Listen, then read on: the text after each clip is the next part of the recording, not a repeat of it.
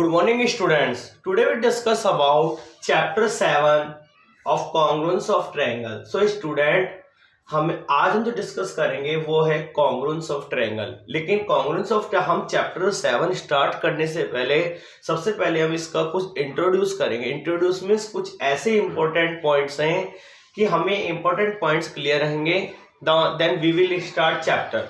Chapter 7 हमें कब clear होगा? जब हमें इसके इंपॉर्टेंट पॉइंट्स क्लियर होंगे। So we will discuss is important points, so every student be meditation and look at the board. So first of all we will discuss congruence. सब student triangle को तो अभी हम साइड में रखते हैं। सबसे पहले ये क्लियर होना चाहिए कि कॉन्ग्रुएंस क्या होता है। कॉन्ग्रुएंस मीन्स किसी भी शेप का दूसरी शेप से बिल्कुल इक्वल पार्ट। जैसे 5 रुपए का स्टूडेंट कॉइन होता है, ओके, एक अनदर 5 रुपए का सेम ऐसा कॉइन होगा, तो 5 रुपए का कॉइन 5 रुपए के कॉइन के ऊपर ओवरलैप हो जाता है। ऐसे क्या स्टूडेंट, 500 रुपए की जो करेंसी होती है, नोट होता है, दूसरे 500 रुपए का जो नोट होता है वो उसके ऊपर ओवरलैप हो जाता है। तो जो कॉन्ग्रुएंस होता है, उस कॉन्ग्रुएंस का मतलब है कि कोई भी ऑब्जेक्ट होता है उसके ऊपर सेम उसको अगर हम ओवरलैप कर दें, जैसे ये मार्कर है इसके ऊपर इस मार्कर की, तो दोनों की लेंथ सेम हो जाएगी। तो इसका मतलब ये कॉन्ग्रुएंस क्यों है? Because they have same length. Suppose this side is, ये एक शेप है, अगर इसके ऊपर हम सेम ऐसी ही शेप को अगर ओवरलैप कर देते हैं, रख देते हैं, तो ये हो जाता है कॉन्ग्रुएंस। सपोज ये साइड है 6 सेंटीमीटर और ये साइड हो गई 6.5 सेंटीमीटर, तो स्टूडेंट ये कॉन्ग्रुएंस नहीं होगा। इसका रीजन है दे हैवंट सेम लेंथ, क्योंकि इन दोनों की लेंथ सेम नहीं है। अगर किसी भी लाइन की अगर लेंथ सेम होती है, सपोज ये 6 सेंटीमीटर है, तो इसका मतलब है कि ये कॉन्ग्रुएंस है, ओके। सपोज अगर हमने एक लाइन हो गई 7 centimetre, other line also 7 centimetre, क्या ये कॉन्ग्रुएंस होगी? Yes, 100% will be congruent because both the line have same length, क्योंकि इन दोनों लाइन की जो लेंथ है। बट स्टूडेंट आप ही सोच रहे होंगे सर ये लाइन तो छोटी है और ये लाइन बड़ी है। बेटा ये मैंने इमेजिन करा है कि मैंने ये बताया है कि लाइन कैसी भी हो, अगर दोनों का मेजरमेंट सेम है तो इसका मतलब है इट विल बी कॉन्ग्रुएंस। तो स्टूडेंट कॉन्ग्रुएंस का मतलब हो गया सेम लेंथ। अगर सपोज मैंने कोई डायग्राम ऐसे बनाया, अगर मैंने कोई डायग्राम ऐसे बना दिया, तो इसका मतलब है कि जो दूसरा डायग्राम होगा वो भी अगर ऐसा ही होगा सेम, तो वो कॉन्ग्रुएंस होगा। अगर इसमें मैंने थोड़ा सा भी ऐसे टर्न कर दिया तो ये कॉन्ग्रुएंस नहीं होगा। तो स्टूडेंट हम लास्ट में यही कंक्लूजन करते हैं कि जो कॉन्ग्रुएंस होता है उसका मतलब होता है कि एवरी पार्ट इज इक्वल, उसका हर पार्ट सेम होगा। चाहे अब सपोज स्टूडेंट, अगर सपोज ये एंगल है 40 डिग्री, ओके, और दूसरा एंगल बना दिया, वो भी मैंने 40 डिग्री बना दिया, अब ये कॉन्ग्रुएंस होगा? यस, क्योंकि कॉन्ग्रुएंस का मतलब है line same length same angle, तो इन दोनों का जो एंगल है वो 40 डिग्री यहां पर प्रेजेंट हो रहा है, तो इसका मतलब ये कॉन्ग्रुएंस होगा। तो कॉन्ग्रुएंस का मतलब, फिर मैं वापस आपको लास्ट बार इसका डिस्कस करता हूं कि कॉन्ग्रुएंस का मतलब होता है कि they have same length same angle, चाहे वो किसी भी सिचुएशन में हो। अब जैसे 10 रुपए का नोट है, अब 10 रुपए के नोट के ऊपर यदि हम 500 रुपए का नोट रख देंगे, अगर हम, ये तो हो गया 10 रुपए का नोट और ये हो गया 500 रुपए का नोट, तो क्या ये कॉन्ग्रुएंस होंगे? नहीं होंगे, क्योंकि दोनों का, एक तो दोनों की लेंथ डिफरेंस है, एक दोनों का मेजरमेंट डिफरेंस है, और दोनों अपने आप में वैसे भी अलग है। तो कॉन्ग्रुएंस का मतलब होता है दे हैव सेम लेंथ और सेम एंगल। उसके बाद जो नेक्स्ट टॉपिक होता है student, next topic is congruence of triangle. अब कॉन्ग्रुएंस ऑफ ट्रायंगल में हम जब किसी भी ट्रायंगल की प्रॉपर्टी क्लियर करेंगे, उससे पहले हमें ये होना चाहिए, suppose triangle ABC is congruence triangle P Q R. उससे पहले हमें क्लियर होना चाहिए इसके corresponding part, because this method is related to exam. अब हमें कॉन्ग्रुएंस ऑफ ट्रायंगल से पहले भी हमें ये क्लियर होना चाहिए कि कॉरस्पॉन्डिंग पार्ट क्या होते हैं। कॉरस्पॉन्डिंग पार्ट में सपोज स्टूडेंट यहां हमारे सामने ट्रायंगल नहीं है और क्वेश्चन आ गया कि write the corresponding part of triangle A B C and triangle P Q R. हमें ट्रायंगल ए बी सी और ट्रायंगल पी क्यू आर का हमें कॉरस्पॉन्डिंग पार्ट फाइंड करना है, बट हमारे सामने ट्रायंगल नहीं है। तो इस सिचुएशन को कैसे सॉल्व करेंगे? फर्स्ट सबसे पहले हम करेंगे साइड्स। अब साइड्स का कैसे होगा? जैसे ए बी साइड किसके इक्वल है? P Q. A B side किसके इक्वल है? P Q. ये जो साइन है इसका मतलब है कि ए बी साइड और पी क्यू साइड दोनों एक दूसरे के कॉरस्पॉन्डिंग है। Okay, now next is BC. अब बीसी के इक्वल कौन होगा? Q R. अगर हम बीसी के इक्वल क्यू आर करते हैं, BC is corresponding to Q R. Next is AC. AC के कॉरस्पॉन्डिंग कौन होगा? जिस सिचुएशन में हम यहां जा रहे हैं, एसी के कॉरस्पॉन्डिंग कौन हो जाएगा? P R. तो स्टूडेंट इन दोनों ट्रायंगल में ये जो साइड्स है ये हो गई इसकी corresponding sides. Okay, now next is angle. अब हम एंगल को कॉरस्पॉन्डिंग करते हैं। एंगल ए के कॉरस्पॉन्डिंग कौन है? Angle P. एंगल ए के कॉरस्पॉन्डिंग कौन है? Angle P. एंगल बी के कॉरस्पॉन्डिंग कौन है? Angle Q. एंगल बी के corresponding angle Q. And angle C के corresponding angle R. Okay, it is the corresponding angle. अब हम करते हैं corresponding vertex. How many vertex a triangle? We have 3 vertex. अब वर्टेक्स में क्या होगा? ए का वर्टेक्स कौन है? पी। बी का वर्टेक्स कौन है? क्यू। एंड सी का वर्टेक्स कौन है? आर। ओके स्टूडेंट, तो ये तो हमने किया है बिना ट्रायंगल के। अगर हम फिर भी इसको ट्रायंगल से क्लियर करते हैं, देन ट्रायंगल, ये triangle A B C, then P Q R. अब क्वेश्चन के अकॉर्डिंग देखें तो एंगल ए का वर्टेक्स को, एंगल ए के कॉरस्पॉन्डिंग कौन है? एंगल ए के कॉरस्पॉन्डिंग है पी। नाउ एंगल बी के कॉरस्पॉन्डिंग कौन है? बी के कॉरस्पॉन्डिंग है क्यू। बी के कॉरस्पॉन्डिंग क्यू। देन सी के कॉरस्पॉन्डिंग कौन है? सी के कॉरस्पॉन्डिंग है आर। ओके, ये हो गया हमारा corresponding part of triangle. Suppose exam में आता है कि triangle A B C is congruent triangle P Q R, right the corresponding part. तो कॉरस्पॉन्डिंग पार्ट इसके इक्वल होगा।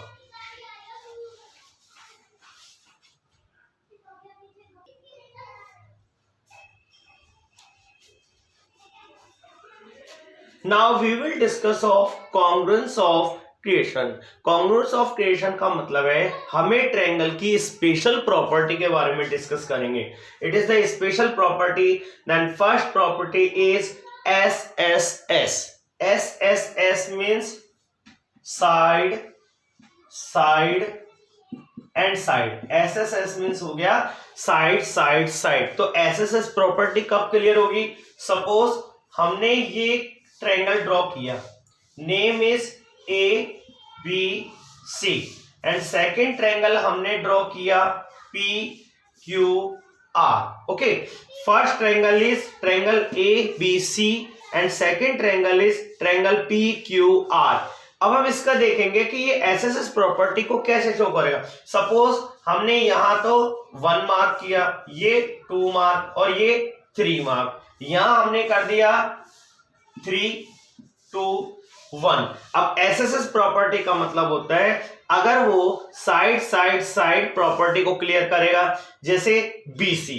ओके, अब BC पर क्या मार्क है? Single mark. तो यहां सिंगल मार्क किस पर दिया हुआ है? QR।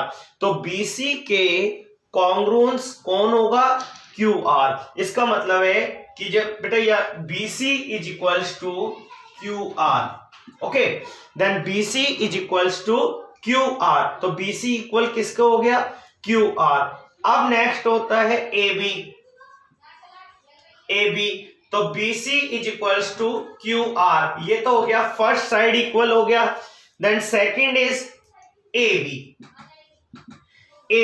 अब AB का मतलब है डबल मार्क, तो AB का डबल मार्क ही देखना है। AB के इक्वल कौन है? QP। AB के इक्वल कौन हो गया? QP। तो ये हो गई इसकी second side. First side is BC के इक्वल कौन है? QR। AB के इक्वल कौन है? QP। अब हो जाएगा AC। देन AC, अब AC में ट्रिपल मार्क है, तो AC के इक्वल कौन हो गया? RP। तो ये हो गए इसमें तीनों साइड। अगर इसमें कहीं भी एक एंगल हो गया तो इसका मतलब वो SSS प्रॉपर्टी को कंसेप्ट नहीं करेगा। तो SSS property is side side side. जब किसी भी ट्रायंगल की तीनों साइड दूसरे ट्रायंगल की तीनों साइड के इक्वल होगी तो वो SSS प्रॉपर्टी को क्लियर करेगा। सपोज स्टूडेंट मैंने यहां कर दिया 6 सेंटीमीटर, यहां कर दिया 7 सेंटीमीटर और ये कर दिया 5 सेंटीमीटर। ये हो गया 6 सेंटीमीटर, ये हो गया 7 सेंटीमीटर, ये हो गया 5.5। अब ये SSS प्रॉपर्टी को कंसेप्ट करेगा? नहीं करेगा। क्यों? क्योंकि ये साइड जो 6 है इसके इक्वल हो जाएगी, ये 7 सेंटीमीटर इसके इक्वल हो जाएगी, बट यहां 5 है और यहां 5.5 है। तो इसका मतलब SSS प्रॉपर्टी कब क्लियर होगी? SSS प्रॉपर्टी जब क्लियर होगी जब किसी भी ट्रायंगल की तीनों साइड दूसरी ट्रायंगल की तीनों साइड के इक्वल होगी। Okay, then it is SSS property.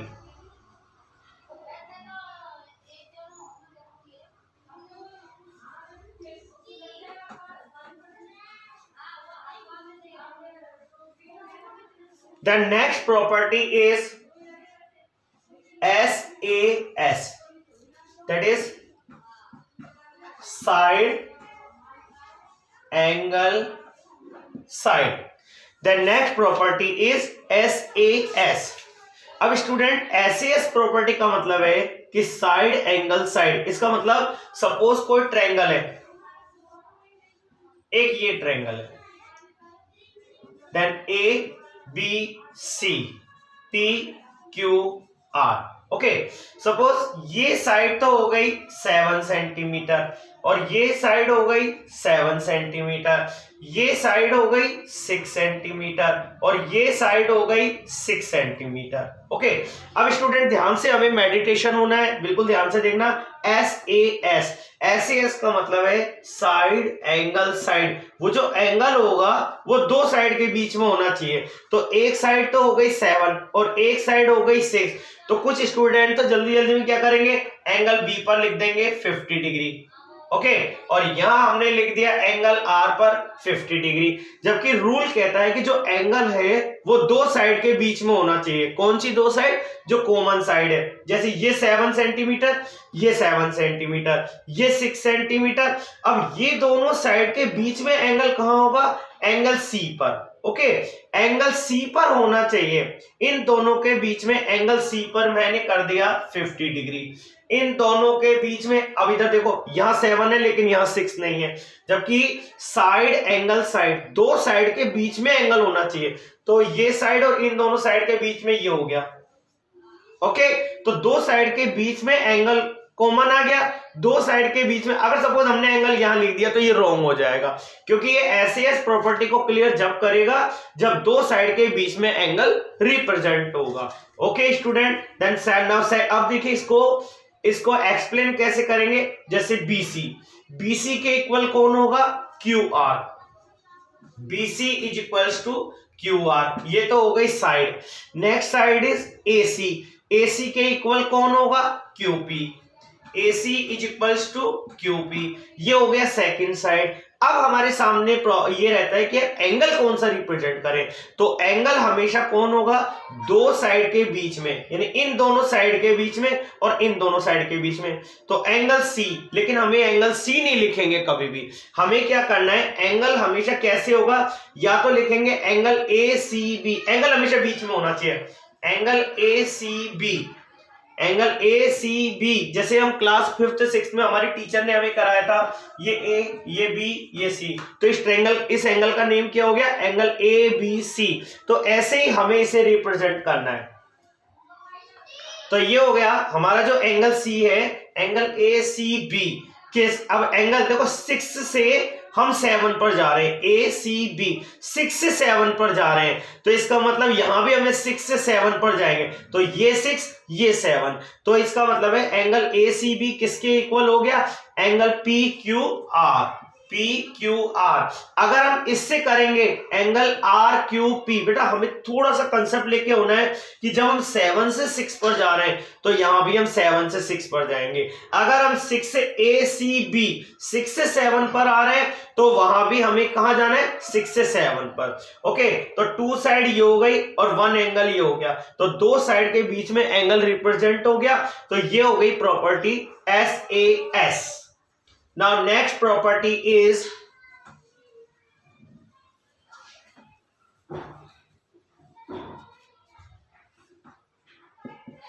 ASA। ASA का मीन्स हो गया एंगल साइड एंगल।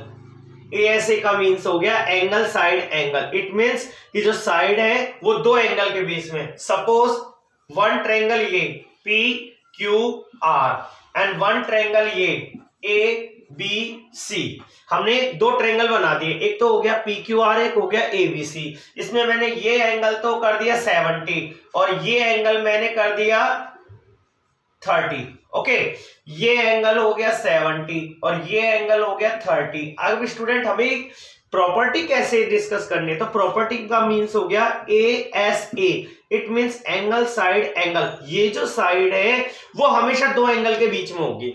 अब ये दोनों एंगल है तो इसका मतलब side, what is the side name, then side name is RP। Then side name is RP। क्यों? क्योंकि जो साइड है वो दो एंगल के बीच में होनी चाहिए, इन दोनों एंगल के बीच में ये साइड हो गई। सपोज ये हो गया 5 सेंटीमीटर, अब दो साइड ये है तो ये भी हो गया 5 सेंटीमीटर। क्यों? क्योंकि रूल कह रहा है कि ASA प्रॉपर्टी कब क्लियर होगी, जब साइड दो एंगल के, मैंने चलो सपोज आपका बुक में ये आ गया तो क्या ये प्रॉपर्टी का शो करेगा? नहीं करेगा। क्यों नहीं करेगा? क्योंकि साइड वो दो एंगल के बीच में नहीं है।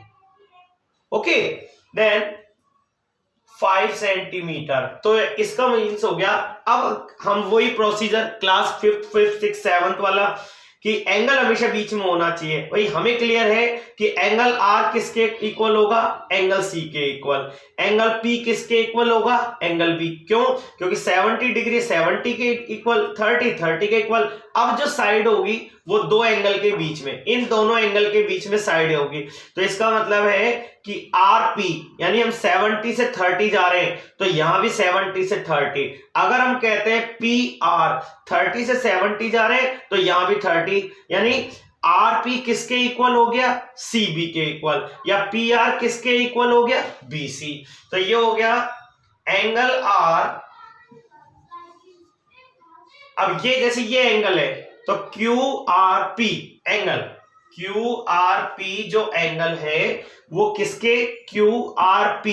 अब हम देखो फिर ये ब्लैंक है, ये ब्लैंक है QRP, तो यहां भी ये ब्लैंक है, तो QRP किसके इक्वल हो जाएगा, ACB। ओके, नेक्स्ट है RPQ या QPR। अब ये 30 डिग्री इस 30 के इक्वल होगा, फिर वही ब्लैंक से जा रहे हैं तो QPR किसके इक्वल होगा, ABC। अब हमारे पास दो एंगल रिप्रेजेंट हो गए। अब प्रॉपर्टी के अकॉर्डिंग जो साइड होगी वो इन दोनों एंगल के बीच में, अगर हम यहाँ 70 से 30 जा रहे हैं तो यहाँ भी हम 70 से 30 जाएंगे, अगर हम 30 to 70 जाएंगे तो यहाँ भी हम 30 to 70। तो पी आर जो साइड है वो किसके इक्वल होगी, BC। अगर सपोज किसी स्टूडेंट ने कर दिया सर हम तो आरपी करेंगे, तो हमें क्या करना है, CB। तो two angle is one side is a ऐसे प्रॉपर्टी। तो स्टूडेंट जब हम 7 चैप्टर स्टार्ट करेंगे तो उससे पहले हमारा ये कंसेप्ट क्लियर होना चाहिए कि हमने इंट्रोडक्शन में क्या किया। Okay, thank you and have a nice day.